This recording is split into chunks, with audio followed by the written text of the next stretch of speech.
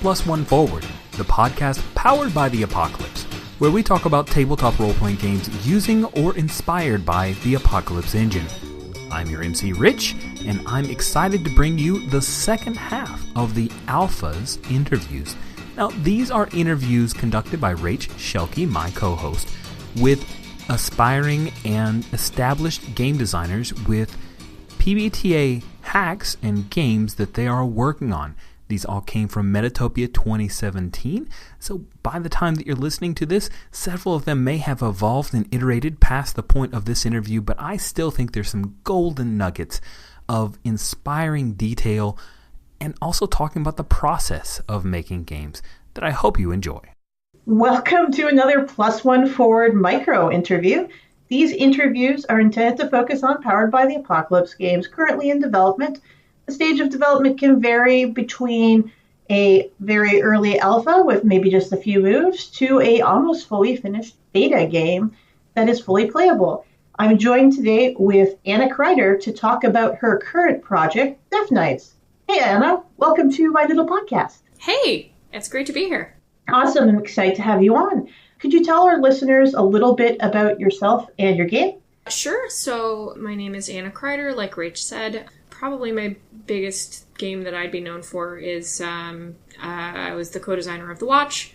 The game that I was at Metatopia testing currently is called Death Knights. Death Knights is a Powered by the Apocalypse hack of Exalted, specifically Exalted Abyssals. So the elevator pitch is basically you play someone who swore revenge on the universe and the universe listened. Now you have all this power that you've been sworn to use to just burn everything to the ground. But it turns out that you also have feelings about maybe not wanting to burn things to the ground. So yeah, that's kind of the ultra short elevator pitch. Awesome.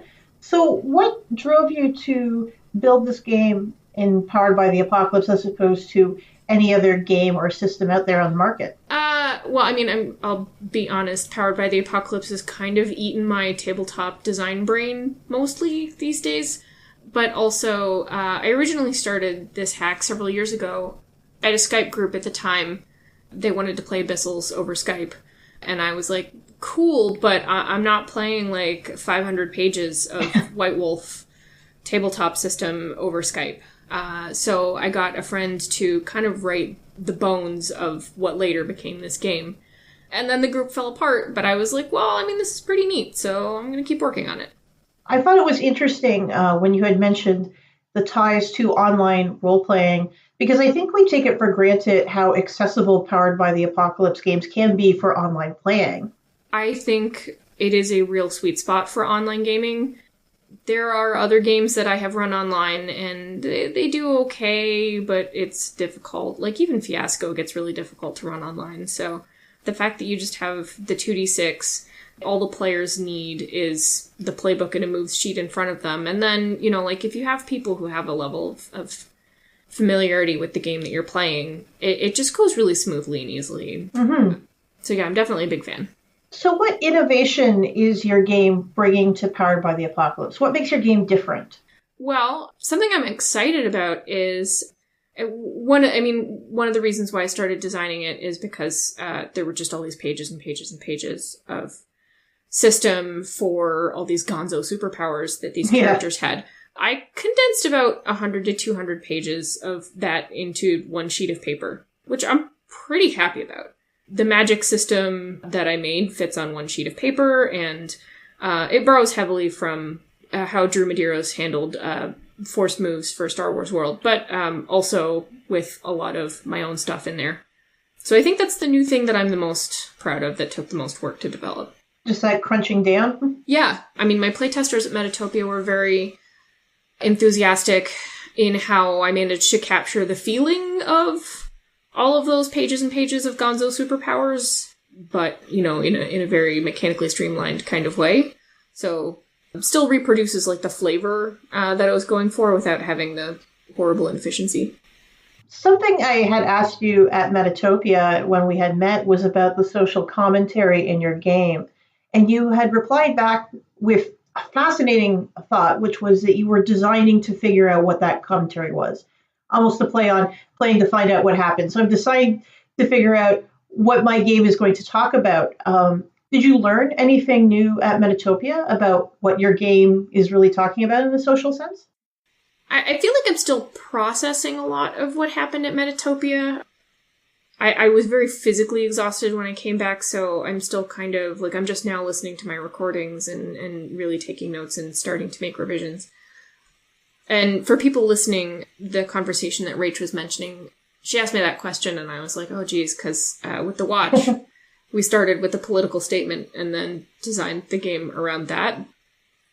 Yeah, I mean, really, with this game, I'm just still at the point where I was where, I mean, a game about people who swear to burn down the universe after, like, an incredibly traumatic and painful loss in their life just feels really relevant in the current political milieu. I was definitely thinking that. I'm like, that's a little spot on to how I feel about parts of the world right now. Yeah, weirdly, I'm also have been inspired by some of the conversations that have been happening about why does violence always need to be an option? Maybe violence could be a not option. So I'm also trying to incorporate some of that stuff in there as well. But I think it's trickier when you have a thing that people are familiar with that you're trying to reproduce because, you know, you have to prioritize your... I mean, I'm always trying to sneak filthy SJW-ness into anything that I design, but I feel like I also have to, like, balance that versus being a faithful enough reproduction of this thing that I'm, like, trying to reproduce. So the balance of keeping your essence as a designer as well as sticking to the heart of what source material you're adapting. Yeah, exactly. I want people who are fans of Abyssals to go, like, cool, this, like, scratches that itch, but also, like, I want to be more critical of some of the stuff that's just kind of handled very uncritically in Exalted and Abyssals in particular that's more problematic. So either remove that or really hang a lampshade on it and say, all right, we're gonna sit with that and examine the implications of it. Yes, let's think about the media we're consuming as well as consuming it and enjoying it. Yeah, exactly. If you were to give any advice or guidance to listeners who might be a bit interested in game design but haven't really taken the first steps into designing a game, what would that be? Well, honestly, I mean, Apocalypse World is the best way, I think, right now to get started with something that is immediately playable.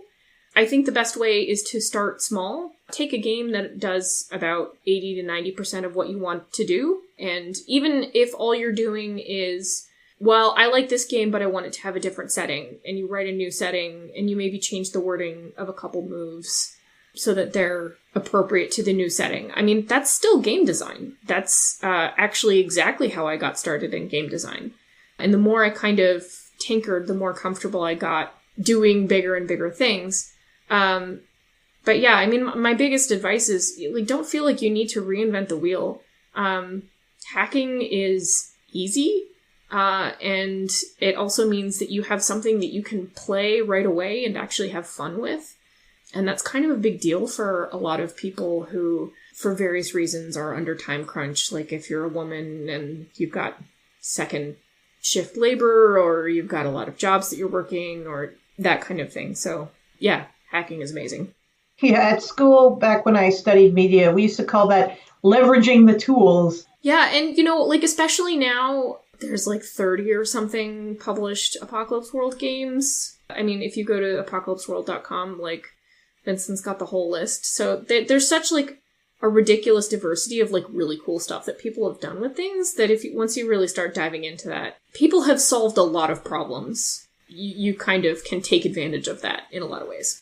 Awesome. Thank you for speaking with me tonight, Anna, and I'm excited to see where your game goes in the future. Awesome. Thanks for having me.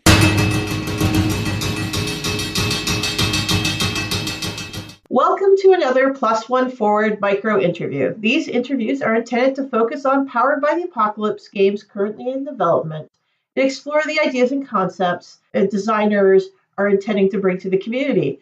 These games vary from early alphas with just the barest amount of rules to fully playable betas that are almost ready for market. I'm joined today by Garrett Rainenhouse, who is here to talk about his game, Atitlan Riders. Hey, Garrett, welcome to the show. Hi, Reg. Good to be here. My name is Garrett Rainenhouse, so that already says where I'm from. I'm German. But it's not where you're from right now, and that's going to become important. That could become important indeed, because I moved to Guatemala, and I'm currently living with my family in the highlands of Guatemala at the beautiful Lago Atitlan, which is a very scenic location and also visited sometimes by tourists because it's such a wonderful place, and by some even called one of the most beautiful lakes in the world.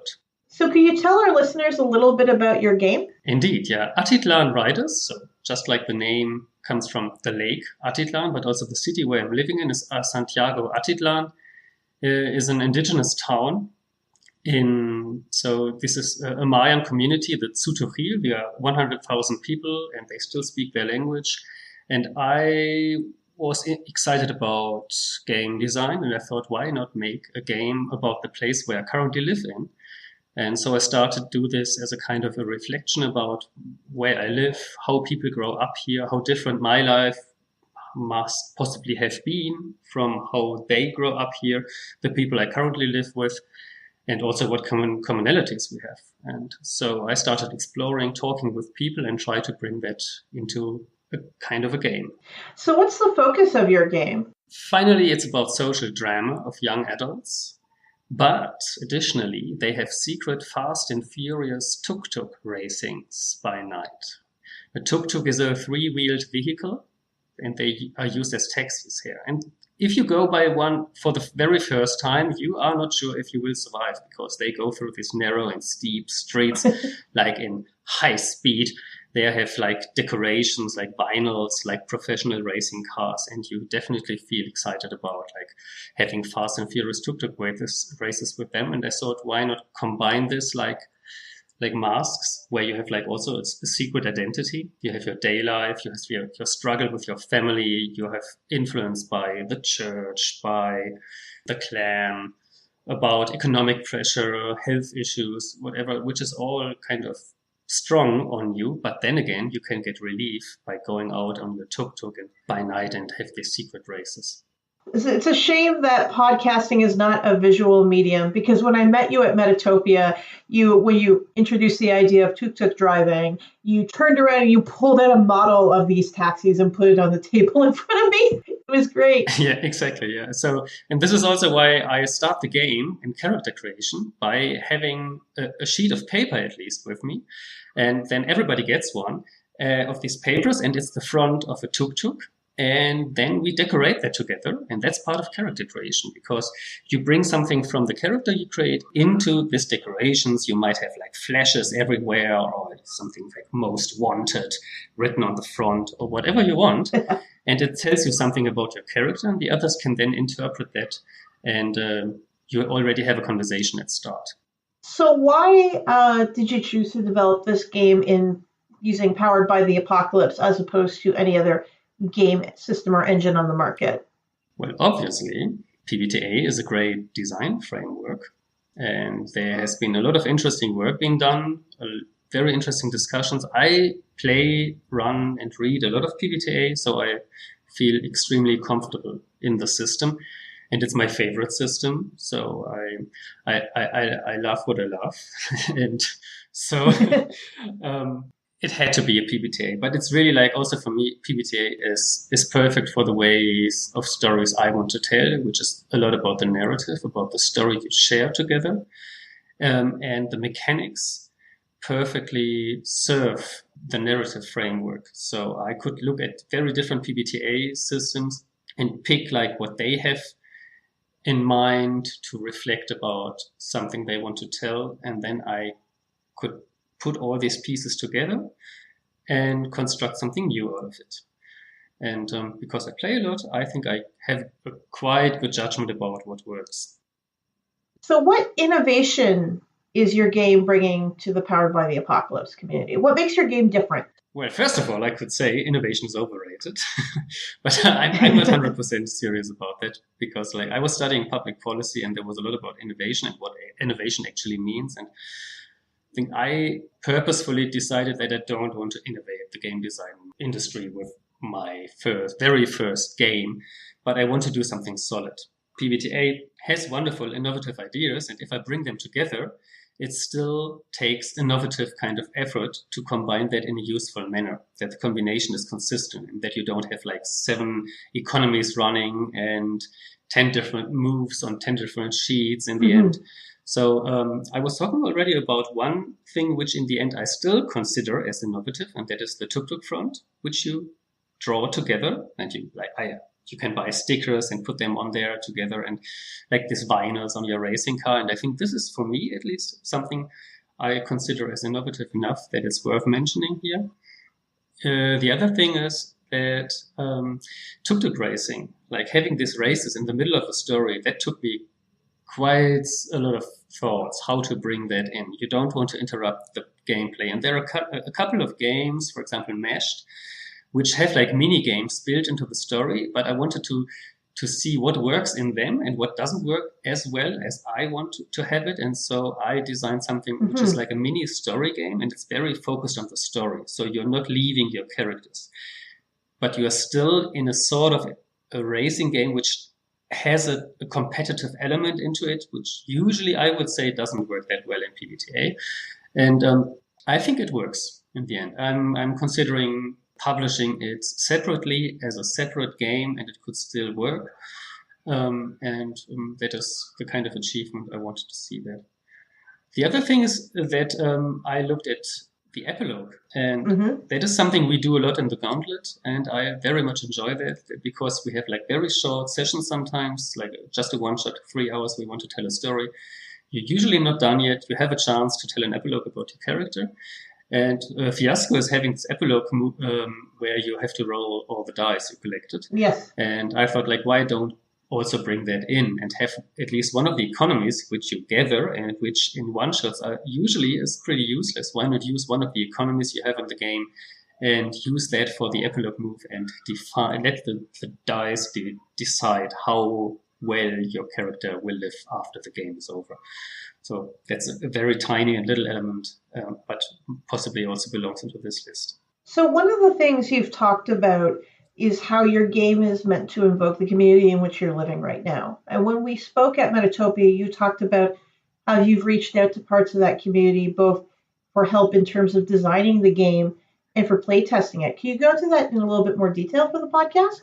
Yeah, I can. It's a pretty difficult subject because this community I'm currently living in, they don't play games. Some guys play poker, but that's not seen as something good. The churches that are very strong here, evangelical and Catholic, and games are not part of the culture here. So how do I play games with people from this place? And so I have a very careful approach that I talk about the game. And I think talking about the game and explaining how it would work if we would play, and then slipping into playing, just as an example, is the kind of way how I so far have approached playing with the community here, the local community, and play testing in that sense. But it needs to be a very careful thing because I'm still a stranger here. I still wouldn't claim that I understand anything proper, what is going on in this community. This is just so different from how I grew up and how life worked for me so far. So I'm very careful about that. Fortunately, there's also a community of second and even third generation gringos. That means like Americans who moved here in the 70s, mainly hippies. Yes. And they grew up here. So they are much deeper connected to the community, but they also grew up with D&D. So they know what I'm talking about, and they are extremely helpful in talking with me. I met one of them at Metatopia, interestingly, and I will meet him again next week. That's so cool. Yeah. What advice or words of wisdom do you have for listeners who might be interested in game design but haven't taken those first steps or haven't taken the plunge into designing their own game? I can only speak from my experience, and I would say playing a lot of games is extremely important. I play a lot of games, and then you have this itch in your fingers suddenly, and you also think like, what would I have done differently in this game? Mm-hmm. How would I start there? And this when you have your house rules, your home rules, or whatever, and elements in there, this is how I started for me, and I think that's a quite natural process. However, like, what is the next step then? Like, how do you like start to get over the imposter syndrome that you might call yourself one day a designer or whatever? What does that actually mean? Like. And I'm still like I have done this one game, and well, I had to call myself a designer to go to Metatopia and playtest this game, Yes. and that helped a lot. You had a professional badge, right? Exactly, that sounds so strange, but it helps. It helps to get over this feeling that you're actually not belonging onto this side of the gaming community. But I think, like, practically, look for a community you can trust and where you feel comfortable. And I would say the Gauntlet is a perfect community to be there, because like everybody's encouraging each other so much to test things out, to throw it in. There's a lot of positive feedback, a lot of help there, and no judgment. And I love to have this kind of community, and I would have never started to get out there without the Gauntlet. Thank you so much for joining me today, Garrett, and I'm excited to see where your game goes in the future. Thank you very much. Great to talk with you, and see you again online.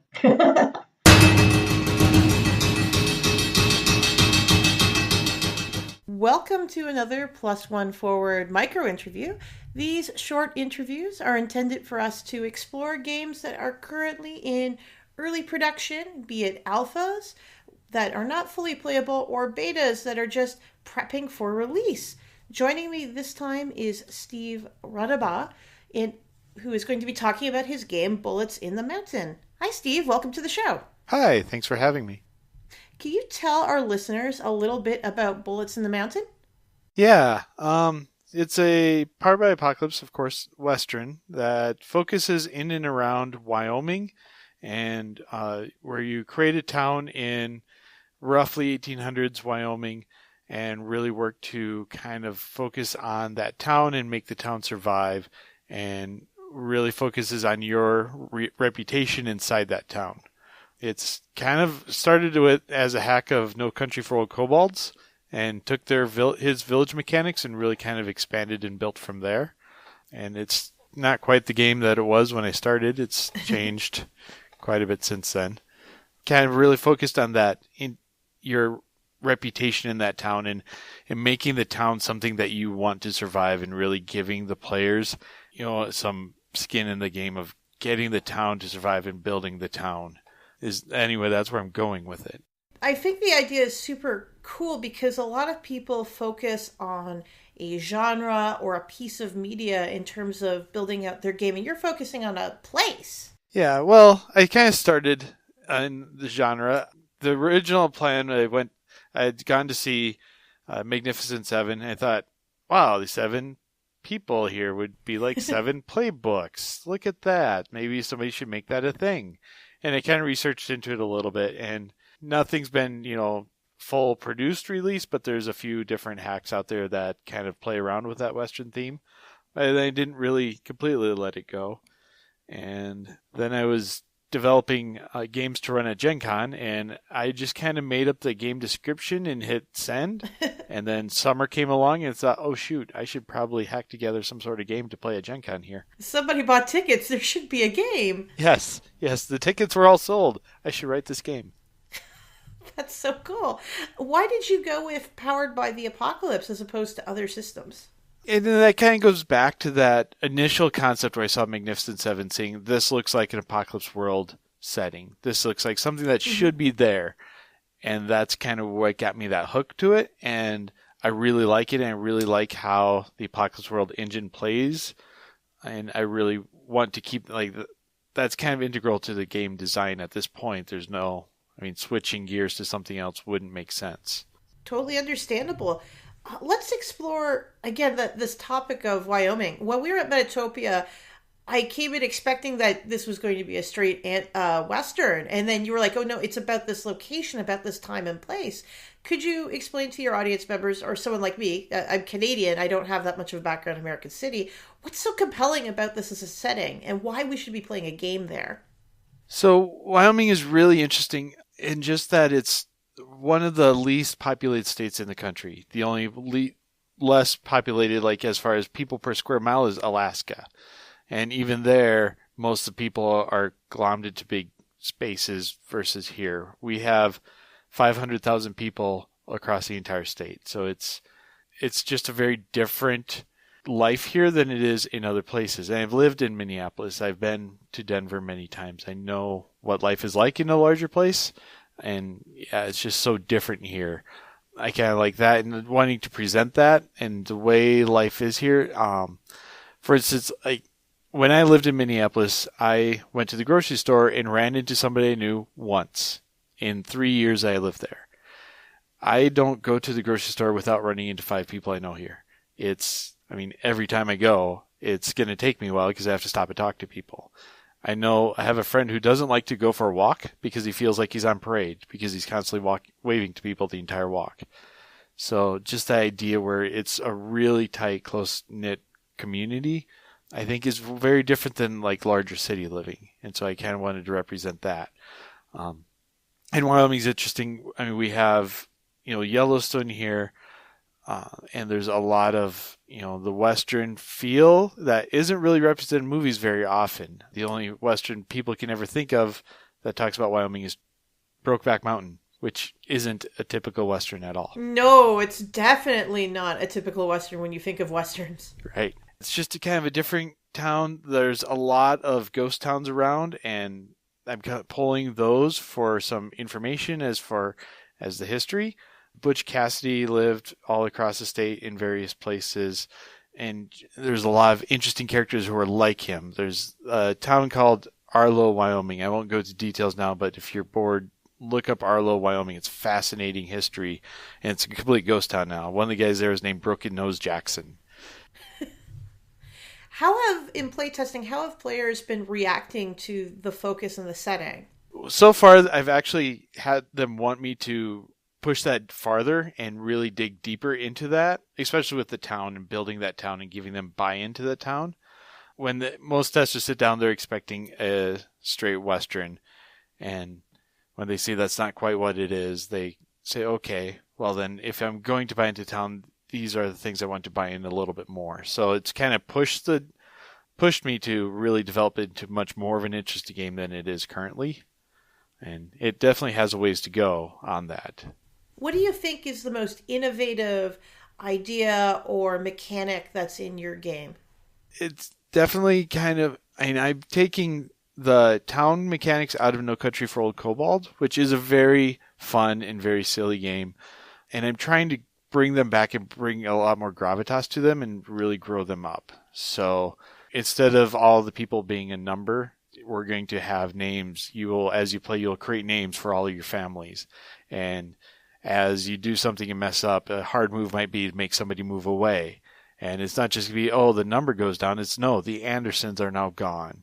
You wrote all this backstory for them, but they left town because you failed on your roll. Harsh. Yeah. And of course, it'll depend on the MC and how they set that up. But that's a possibility of something to have happen. The idea of focusing on the community as a central part of the game and focusing on your reputation, because when you described reputation to me initially, I thought of the whole, are you being lawful good or are you being evil dynamic? Because you see that a lot in Westerns, the white hat, black hat thing. But then you were telling me, no, it's what people think of you and what people think of your behaviors and how it's reflected everywhere. Yeah. And that's one thing that, as we were playtesting, I have a basic move called Persuade, where you can use your reputation to try to persuade somebody to do something else. And when we first looked at it, the playtesters were first looking, and I said, that sounds kind of powerful because you can get another player character to do something. But the downside is if you fail the roll, or even if you do a 7 through 9, your reputation suffers from it. It's like, I will do that thing for you on a 7 through 9, but you were kind of rude the way you asked, and now I don't like you as much. And if you try to roll it again, now your reputation is less, so you're going to have a harder time rolling that. It definitely has a diminishing returns as you don't roll a 10 plus. It's a super, it's a cool idea to recontextualize this idea that again, I think it has, in a lot of gamers' minds, a certain concept when you talk about your reputation rather than more of the minutia that your game is exploring. Yes, definitely. The reputation, because it's and it is tied to a very specific stat. It goes from +3 to -3, which does kind of reflect that D&D type alignment from good to evil. And you can definitely sacrifice your reputation to make things happen. There's a bully move where you can throw some reputation away to get somebody, especially like an NPC, to get some information out of them or get them to do whatever it is that you need them to do. They have a get friendly move that lets you build your reputation back up.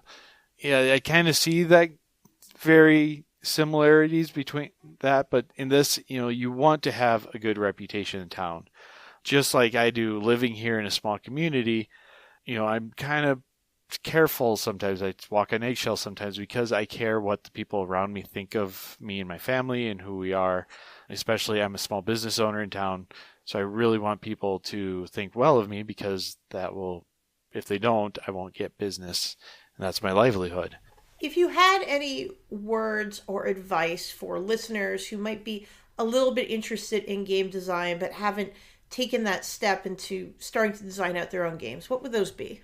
I would definitely say to build something that you think is interesting and not just something that you think other people would want. Build the game that you want. And there are definitely other people who are quirky and who want the same thing that you want. And it will find its audience if you build the thing that you are passionate about and that you want. I also recommend, definitely finding other game developers and talking to them, and kind of camaraderie in the community really helps. I am a member of the Indie Game Developer Network, and that helps me a lot. I have, this group of other people that I can talk to and get information from and see their questions and say, oh, that's a good question. That's something I didn't even know I needed to think about. Well, thank you so much for joining me today, Steve. And I'm excited to see how your game develops over the next few months. Well, thank you. I'm really excited to keep working on it and excited to see what other things come out. +1 Forward is a production of the Gauntlet community, Richard Rogers and Rach Shelkey. You can find us at gauntlet-rpg.com or follow us on Twitter at +1FWD. If you would like to support our show, visit our Patreon site at patreon.com/gauntlet. The games mentioned on this show use the Apocalypse engine, which is a creation of Vincent and Magay Baker. The music for +1 Forward is from the Savage Aural Hotbed CD Gomi Daiko. The songs used are Gomi Daiko, Metal Version, and Drowning Attitude. You can find more amazing tunes by Savage Aural Hotbed on their website, www.savageauralhotbed.com.